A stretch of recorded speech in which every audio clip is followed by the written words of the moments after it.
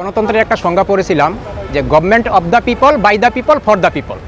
কিন্তু এমন একটা যুগে আমরা পদার্পণ করেছি বা এমন একটা যুগের আমরা অতিবাহিত করেছি, সেখানে প্রত্যেকটা দপ্তরই মনে করতো, যেন ইউএনেরও মনে করতো government of the UNO, by the UNO, for the UNO.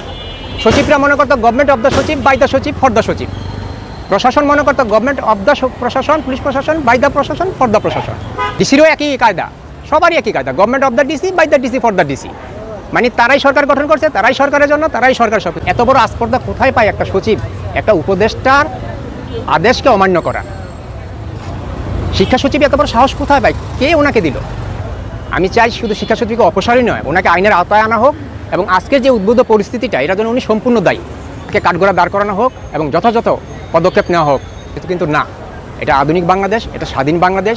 এখানে জনগণই সব, জনগণকে প্রাধান্য দিতে হবে। জনগণের কথা, জনগণের কাজ, জনগণের শৃঙ্খলা, জনগণের জন্য, জনগণের স্বার্থে, গণতন্ত্রের স্বার্থে, জনগণের কল্যাণই এখানে কাজ করতে হবে। এখানে কারো ব্যক্তিগত কোনো কিছু চলবে না।